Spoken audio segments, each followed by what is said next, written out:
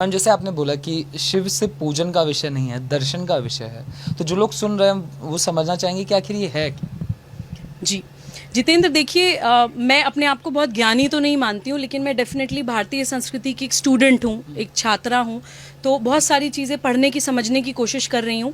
जब शिव के बारे में मैंने जानने की कोशिश करी तो पहली चीज़ तो मुझे ये पता चली कि शिव और शंकर अलग अलग हैं। हम लोग अक्सर समझते हैं कि शिव कोई व्यक्ति हैं। शिव जो है वो कॉन्शियसनेस की जो बिल्कुल परम अवस्था होती है, चेतना की जो अवस्थाएं होती हैं, जागृत, निंद्रा और स्वप्न, उससे भी इन तीनों अवस्थाओं से ऊपर जो स्टेज होती है चेतना की, समाधि, तभी उनको जो है कहते हैं कि त्रिनेत्र खुलना, कि वो जब आप बिल्कुल हर चीज़ को एक अहम ब्रह्मास्मि वाली दृष्टि से देखते हैं। जब मुझे दिखता है कि जितेंद्र के अंदर भी मैं ही हूँ, हम उन तत्वों से बने हैं, क्षिति, जल, पावक, गगन, समीरा, उन 5 एलिमेंट से हम बने हैं, उन्हीं 5 एलिमेंट से पूरा विश्व बना है। जब हम हर व्यक्ति के अंदर भगवान देखने लगते हैं, हर जीव के अंदर भगवान देखने लगते हैं, उस समाधि की, उस चेतना की एक्सट्रीम स्टेज को जब हम पहुंच जाते हैं, उसको कहा जाता है शिवत्व का प्राप्त होना। तभी मैं कहती हूँ कि शिव केवल पूजन का विषय नहीं है। डेफिनेटली पूजा तो होनी चाहिए, मैं मूर्ति पूजा के खिलाफ नहीं हूँ। मैं हमेशा ये बोलती हूँ कि किसी भी जगह जहाँ पर लोग मूर्ति पूजा करते हैं, या जब आकृति की फॉर्म में हम जो भगवान को सम्मान देते हैं, वो भी एक यात्रा है।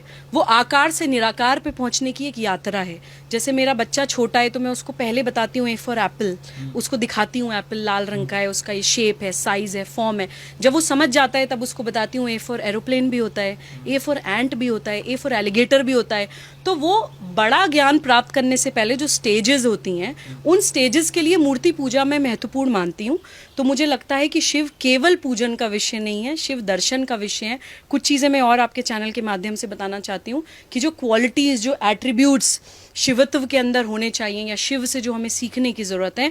उनकी बीवी अन्नपूर्णा, उनके ससुर हिमालय, रत्नों की खान जिसको कहा जाता है, बेटे गणेश जी, दोस्त कुबेर, स्वयं महान ईश्वर, आदि योगी, लेकिन फिर भी अलग समाज से, एकदम एकदम अकेले, उनको किसी चीज़ का लालच नहीं है, डिटैचमेंट जो भारतीय संस्कृति हमें सिखाती है, वो हमें शिव से सीखने की ज़रूरत है। उनको वैद्यनाथ भी कहा जाता है, यानी कि चिकित्सा के गुरु।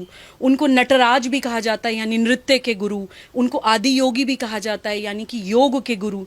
इनफैक्ट हमें तो इस चीज़ से शायद ज़्यादा भारतीय लोग कनेक्ट कर पाएंगे कि श्री राम के भी गुरु हैं शिव, क्योंकि रामेश्वरम में श्री राम ने खुद शिवलिंग स्थापित किया था, जो आई थिंक जिन 12 ज्योतिर्लिंगों का मैंने जिक्र किया, उन 12 ज्योतिर्लिंग में से एक रामेश्वरम का ज्योतिर्लिंग है।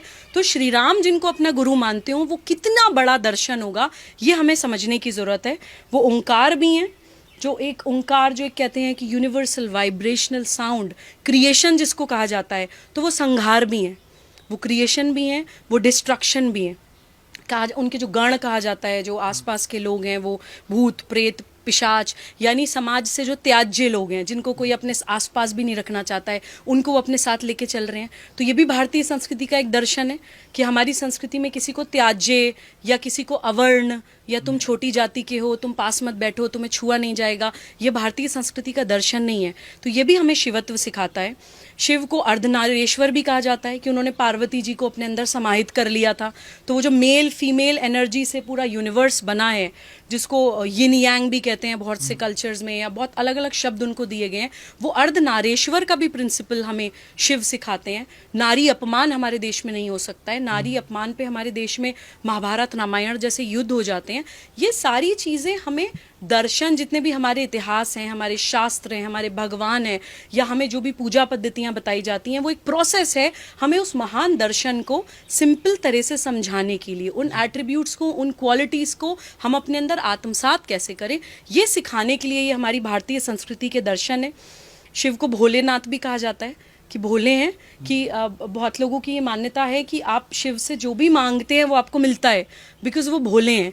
आप देखिए ना कि धरती के नीचे दबा दिया इतने सालों तक, कुछ नहीं, क्योंकि भोले हैं। लेकिन अगर भोले हैं तो आप ये मत सोचिए कि वो सर्वनाश भी करते हैं। भोले हैं, एक हद तक भोले हैं, एक लिमिट तक, एक सीमा तक भोले हैं।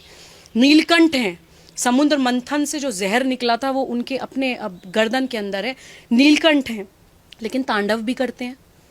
तो उस दर्शन को प्लीज समझिए, महाभारत के लेसन को समझिए, इस्लामिक प्रिंसिपल्स को समझिए, और भारतीय दर्शन को समझते हुए संप्रदाय से ऊपर उठकर प्लीज अध्यात्म को समझते हुए समस्या का समाधान मिलकर ढूंढिए। ये राजनीति का विषय नहीं है जितेंद्र, मैं ये बार बार दोहराना चाहती हूँ कि किसी व्यक्ति, किसी संगठन, किसी पार्टी की जिम्मेदारी नहीं है जो हम सोचते हैं कि कोई राजनीति ही हमें इन समस्याओं से बाहर निकाल लेगी।